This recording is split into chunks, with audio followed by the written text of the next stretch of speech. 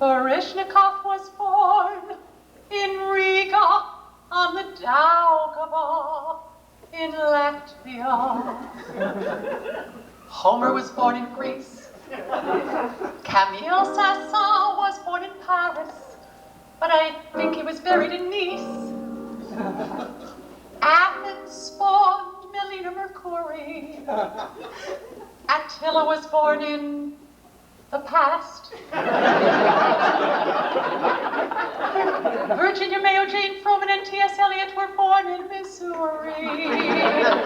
But T.S. got out of there fast. Alfred Drake was born in the Bronx. So was Edie Gourmet. Canada gave us John Kenneth Galbraith, not to mention Fay Ray. Wordsworth was born in Cockermouth, Cumberland, in England, a place I do not know well. Chopin was born in Zelazowola, but Paris was easier to spell. Dolores Del Rio was born in Durango.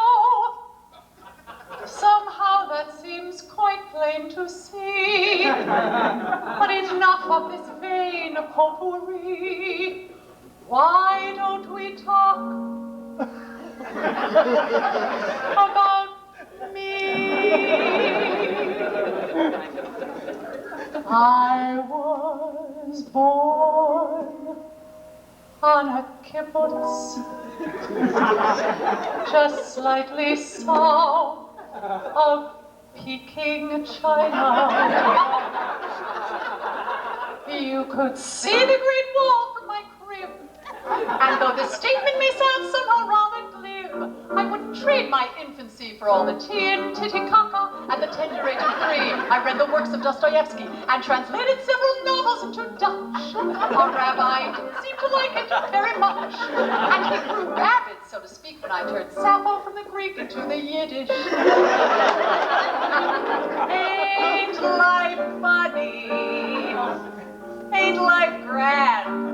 If I had money, I'd have life band. So we left our old traditions, joined an Arctic expedition, but we ran into a hurricane at sea. There would be no one left to tell if not for me. I single-handedly, with patience and the use of constellations, found safe harbor. We were somewhere in Aruba, thriving only on our scuba diving. That was how I met the man I wed. An heir apparent of the Habsburgs, so he said. And both my parents were repelled until I claimed his name was spelled B-E-R-G. Ain't parents funny? Funny as a bone. If I had money, I'd become a clone. So at 12, when things grew urgent, I divorced that silly virgin and I joined a troupe of gypsies on the run. A life of tambourines and werewolves can be fun. We signed a contract while in Cannes to do a film at Lily Ponds, which they called Play. Gypsies dance, gypsies laugh, gypsies cry, gypsies play, gypsies dance, gypsies live, gypsies die, gypsies hey, gypsies fly, gypsies gay, gypsies sigh, gypsies play, gypsies die, gypsies say, gypsies bye, gypsies.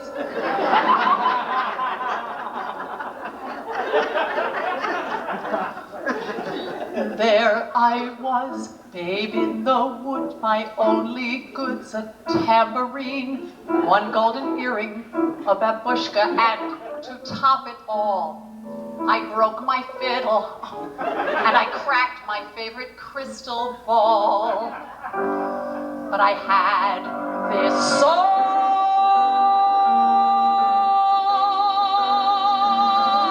Ain't showbiz funny? That's a fact. If I had money, I'd have my own act. So at 17, oh bum, I simply polished up my thumb and hitched a ride across the old US of A. I simply knew that I could make it on Broadway. I also made it, one might say, in 40 states across the way. Perhaps a record. In time I wound up in Times Square and asked a stranger standing there if he could tell me how to make it in New York. He said, hey, Dollface, let's go somewhere we can talk.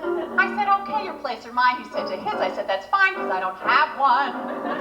But I have this song. He said, keep it. Ain't men funny? Ha! Funny, yeah. But then, if I had money, I wouldn't need men. But despite my inhibition, he still got me an audition for a show that Broadway simply had to love. An epic musical amalgamation of all your favorite works of Nietzsche's and The Origin of Species. They had called it Abba-Dabba-Dabba-Dabba Zarathustra. It was only 6 or 7 hours long. So I went to the audition with my song. I did The Origin of Weatherseed. The author, some old leather queen, said, sing.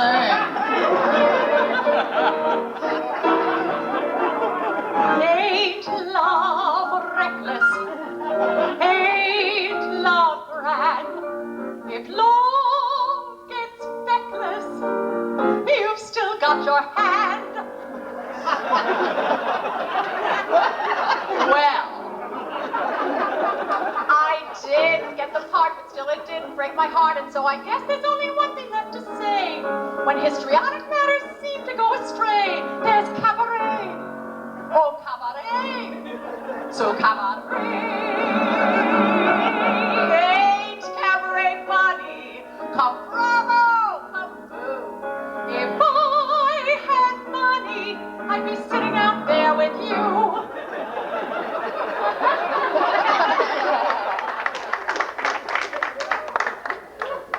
I've come so far from that kibbutz, just slightly south of Peking, China, and the journey has been arduous and long, but I know it must be right, it can't be wrong, and though at times I felt so bad on stage I jumped in the pit. And please, no more oatmeal, I'd rather stay home and knit. Still, I wouldn't trade it for a sack of shit. I've got this